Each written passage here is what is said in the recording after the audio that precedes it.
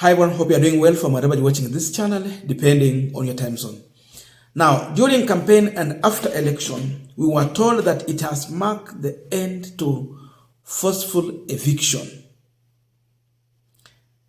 There was not going to be any more eviction in Kenya as long as Ruto is the president. We were told like that. But it seems the opposite is happening. Eviction has become normal. It happens anytime, anywhere, and anyhow. Imagine, as we're speaking now, schools are about to open, and someone, somewhere, is evicting more than 1,000 people, 1,000 families. Then you ask yourself, after this eviction, now schools are opening, where are we heading to? The residents of Eldoret in Western County are now crying because from nowhere, the government is evicting them from the houses where they have been staying for a very long time. They are asking themselves questions. Now the schools have opened. Where are we going to take our children to?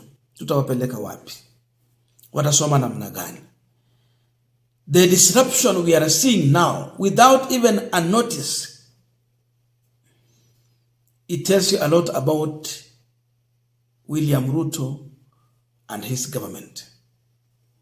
Kama watu wa Usingisho wanalia hivi, home count to William Ruto, tell me, what about you and me, who don't speak Kalenjin, who don't come from Rift Valley? Utafanyiwa nini? This is the situation in Rift Valley, Eldoret Estate. Hii ni Januari, watoto wanarudi shule na nafasi yenye tulikuwa tumepewa imekarimu uchungu. Tulipewa kutoka Januari, Februari na March. Na kwa saa hii ni Januari. Hakuna mtu mwenye amechipanga, shule inafunguliwa, wamefanya tu kitu yenye si mzuri. Hiyo haiko fair kwa watu wenye walikuwa wameishi estate kwa muda mrefu. Wangefanya hivi, wangewaacha watoto waende shule, alafu mtu achipange ahame kwa usalama, sababu hatuna ubaya. Tema ni affordable housing. Kulingana maelezo ya jana, hatuoni kama kuna benefit, because walisema ikiwa ile mtu anataka nyumba zile zitajengwa, ujiunge na boma, inaitwa boma yangu, ujiandikishe. Lakini zile nyumba ambazo walisema wanajenga units 1508. Sasa nyumba 200 hizi zimekuanga nyumba 200. Sasa hizo governor akasema 200 zile zitakuwa hapa, zitakuwa za county ya watu kukodisha. Lakini sisi hatujapewa express information ile ambayo inatuhusu atasita benefit. Now we are continuing this final discussion, but just a quick request. For those who are watching and you have not subscribed, please consider subscribing. To our returning subscribers, I must say thank you so much. And again, to all our viewers, please give this video a thumbs up.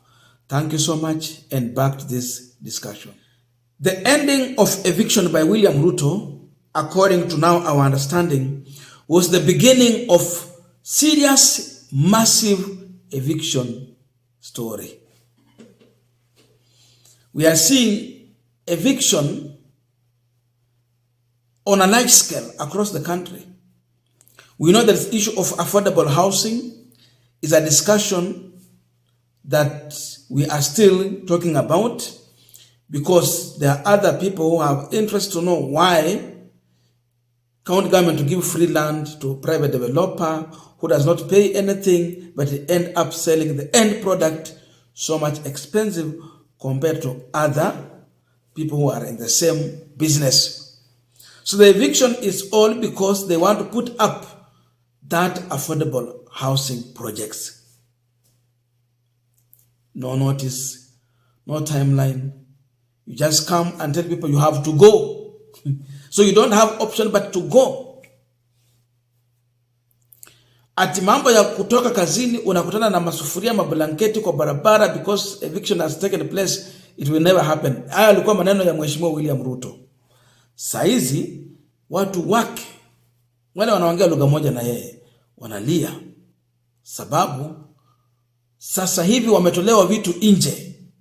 Wengine wanatoka kazini wanapatana na mablanketi, mattress iko nje, hawana mahali pa kulala. All this is happening under a man who had promised not to repeat that kind of treatment to Kenyans. Remember, even during Uhuru Kenyatta's time, there was a notice. Here Ruto hata ikuji na notice. Ni nyinyi tu mnaambiwa muhame. Then the following day unaona tinga zinakuja. You have no option, you have nowhere to sleep, you end up even losing your properties. Sasa hii Ruto haupatani na blanketi na mattress nje, unapatana kama zimekunjiwa, yani wamebomolea ndani, ni kama takataka. Sasa hata haiko. They destroy everything to force you out. Serikali ya Mheshimiwa William Ruto. And already you can hear them saying that there is no express information guaranteeing them that they are those who have been affected, that they are going to benefit from this affordable housing. No guarantee, no direct express to tell them that, look here, this is how you are going to benefit. They are confirming what we have been always saying here, that affordable housing is not for the poor, and there is no way you are going to benefit here. You have to tafuta pesa ya kununua nyumba kwa gharama hata ile ambayo iko juu kulingana na the other private developers. So hii ya Ruto is not affordable. Hii ni mambo mengine. This is the situation in Eldoret, that is Uasin Gishu County. So imagine as a parent or as a Kenyan, you are being subjected to this. There is something we have to keep on learning going forward, that mambo ya kupigia mtu yetu kura, it can never solve our problem. We have to interrogate leaders. We have to know their history, and we have to really, can they deliver? How can you trust someone who has always shown signs of failure? A man who has not adhered to the rule of law. You heard him saying that he will not respect court orders, that people are derailing his plan for affordable housing. Affordable housing ilianza na Uhuru Kenyatta. Yeye anaendeleza tu. But we see him issuing threats to the judges, to lawyers, and Kenyans who are going to court to question his kind of operations. Sasa niambie mtu kama huyo, kiburi yake ikifika kiwango hicho, unadhani atakuwa na utu? He can't listen to your cry.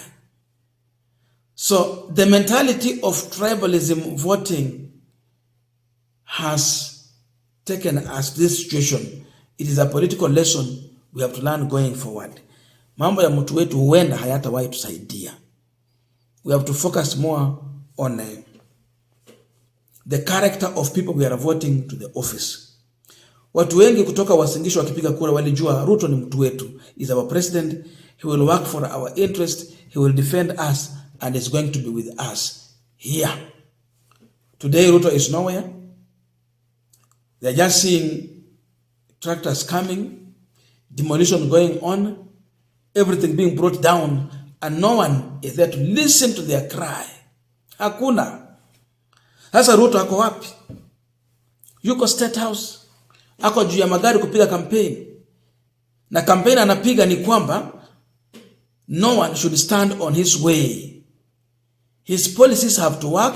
His programs have to continue. Whether it is eviction or what, it must continue. Huyo ni Mheshimiwa Ruto. Alafu wewe unasema wewe ni mtu wa Uasin Gishu. Mheshimiwa Ruto mlimpigia kura wafanyie kazi. Kazi ndio hiyo. Kazi ni eviction. Kazi ni intimidation. Kazi ni oppression. You will be oppressed and the man does not care. I don't know if really Ruto ako na any humanity in him. ana utu kweli, ana ubinadamu. So the only way to deal with this, it is time we just say Ruto must go, and it should be serious. Otherwise, entertaining him or clapping for him cannot help. In fact, you just make him to continue with what he's doing. So it's not time to clap for Ruto. It is not time to plead with Ruto. It is only time to stand for our right, protest, and reject this kind of treatment that we are being subjected to. The Kenya Kwanza leadership have no any plan for us. The only plan they have is to have their way, but not to work for you and me. We have to know this.